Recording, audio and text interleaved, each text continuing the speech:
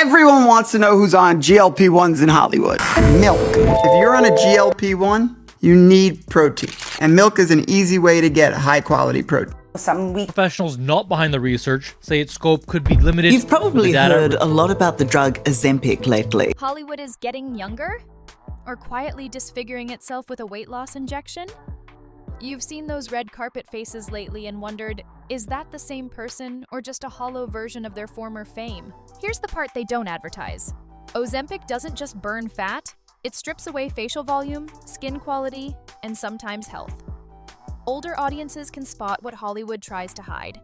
This video exposes 35 Ozempic face transformations before and after. No filters, no PR spin. And trust this, number 2 will make you question whether being thinner is worth the cost. Here's the thing about Mindy KaLing. She used to be Hollywood's rare exception. Not sculpted, not starved, not playing the endless game of shrinking herself to fit a camera lens. She built a career on wit, timing, and unapologetic presence, the kind that didn't beg for approval from an industry obsessed with waistlines. Then, almost overnight, the images shifted, noticeably slimmer, sharper angles, a face that looked edited even when it wasn't. She credits discipline, long workouts, better habits. That's the official version. But for anyone who's watched real weight loss unfold, the timeline raises eyebrows. Transformations like that usually crawl, not sprint. What makes it harder to ignore is the timing. The change aligned with high-profile projects where appearance isn't just part of the job, it is the job. Coincidence? Maybe. Hollywood runs on coincidence the way casinos run on luck. Her online presence tells its own story. Carefully framed shots, controlled lighting, fewer candid moments, more calculated ones. Even her humor feels filtered. The self-aware jokes about imperfections that once made her relatable have faded, replaced by something sleeker, more brand-friendly. Fans aren't just reacting to weight loss, they're reacting to a shift in authenticity. Because when someone built their identity on being real, starts looking rehearsed, people notice, and they don't always like what they see. Jessica Simpson has never exactly lived a quiet life. Pop star, reality TV fixture, then a retail empire built on accessibility and that disarming, slightly chaotic honesty. For years, she let the public see the messy parts too, especially the very real struggles with post-pregnancy weight and body image. That openness was the brand. So when the recent photos surfaced, the reaction wasn't admiration, it was confusion. The change wasn't gradual, it was abrupt. Dramatically thinner, sharper, almost unfamiliar in a way that made longtime followers pause rather than applaud.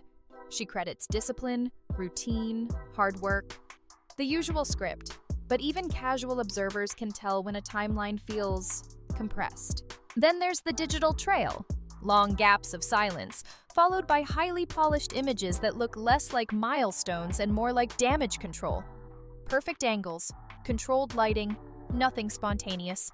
It reads less like confidence and more like curation. Behind the scenes, the whispers are less flattering. Strict food rules, constant weigh-ins, mood swings that don't match the glossy posts. The same woman who once encouraged fans to embrace their curves now appears caught in the same trap she warned about, chasing an ideal that keeps moving the finish line. This isn't just another celebrity weight loss story. It's a case study in what happens when relatability collides with Hollywood's obsession with perfection. And the cost, as usual, doesn't show up in the before and after photos. Scott Disick used to walk into a room like he owned the lease. Tailored suits, razor-edged sarcasm, and that reckless charm that turned Keeping Up with the Kardashians into his personal stage. He wasn't just part of the circus, he was one of the main attractions. Now, the spotlight hits differently. Recent appearances show a version of Scott that feels worn down, noticeably thinner, hollowed cheeks, a kind of fatigue that no designer label can hide. The shift didn't creep in over years. It seemed to land all at once, fast enough to make even casual viewers do a double take. Timing, as always, is inconvenient. The change lines up with increasing pressure to stay relevant inside the Kardashian media machine, where youth isn't appreciated, it's required. On camera, there's an obvious effort to smooth things over. Strategic lighting, careful styling, the usual Hollywood toolkit trying to patch what cameras still catch. Off camera, the tone gets darker. Reports point to isolation, erratic behavior, and an almost desperate focus on holding on to youth. Even Kourtney Kardashian has been mentioned as concerned in various outlets, which says plenty given how that family handles chaos. What used to read as confidence now leans closer to obsession. Not the charming kind, the kind that eats away quietly. This isn't a glow-up story. It's what happens when aging collides with an industry that treats time like a scandal. And Scott?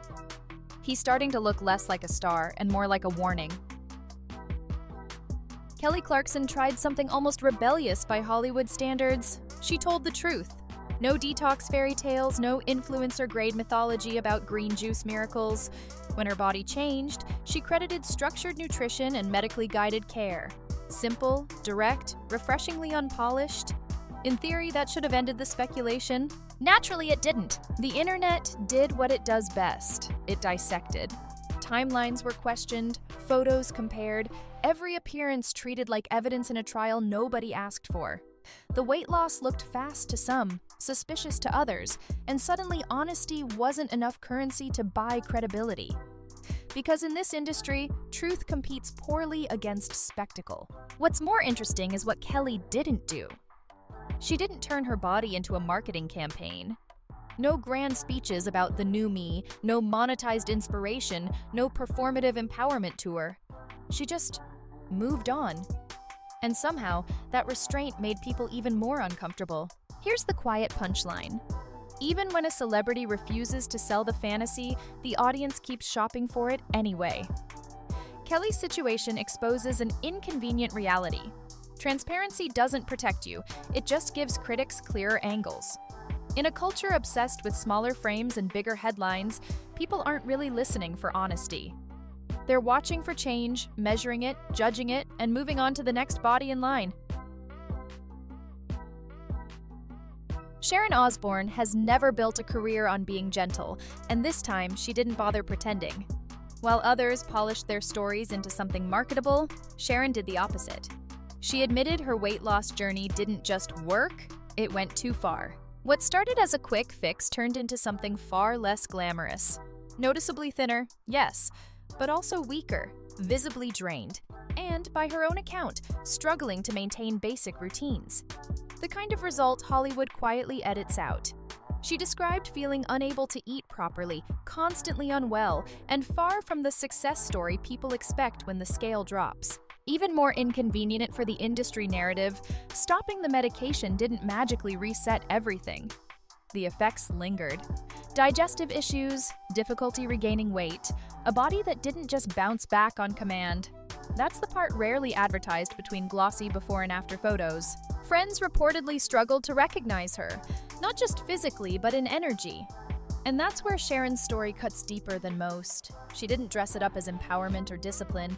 She called it what it was, a warning. Because behind the obsession with thinner frames is a system that rewards extremes and ignores consequences. Sharon simply said the quiet part out loud.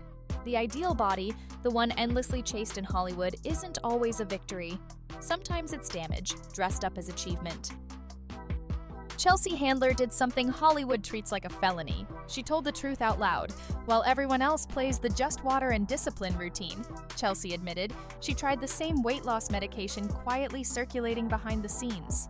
No branding, no fairy tale, just results and consequences. And the consequences weren't pretty. She described intense nausea that made working difficult, mood swings that strained relationships, and digestive issues serious enough to require medical attention. Not exactly the glamorous transformation the industry loves to package. At one point, she even questioned why she was putting something in her body purely for appearance. That's the kind of clarity that tends to arrive after the damage is done. What makes it worse is how casually it started. According to her account, the medication was handed out by an anti-aging doctor with little explanation, like it was another routine upgrade. No big warnings, no real discussion of side effects, just another shortcut in a town addicted to them. And stopping? Not a clean exit. The symptoms didn't vanish overnight. Fatigue lingered, The physical toll stuck around, and the quick fix turned into a drawn-out recovery.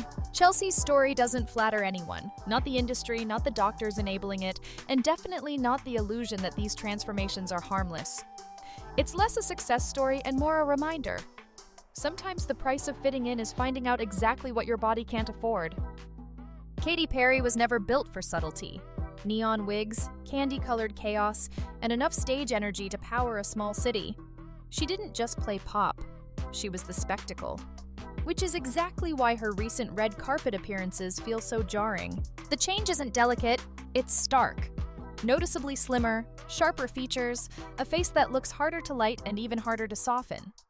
Photographers have quietly admitted it's becoming difficult to find flattering angles. When the people paid to make you look good start struggling, that's not a minor shift. Behind the scenes, the stories get less polished. Extra time in the makeup chair just to restore a sense of fullness on camera. Event staff noting fatigue, frequent breaks, moments where the performance energy doesn't quite match the public expectation. Whether it's stress, illness, or Hollywood's favorite shortcut, the result reads the same. Something's off. And then there's the silence. No grand explanation, no carefully packaged narrative to reassure fans. Just a growing contrast between the larger-than-life persona she built and the more fragile image appearing now. That's the uncomfortable part.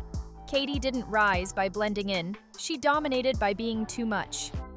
Now, in an industry that punishes aging and rewards shrinking, even she seems to be adjusting to a quieter, thinner version of herself. The question isn't just what changed, it's what she had to give up to stay in the game.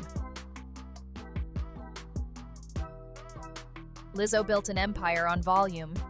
Not just her voice, but her message. Confidence without apology. A body celebrated, not corrected.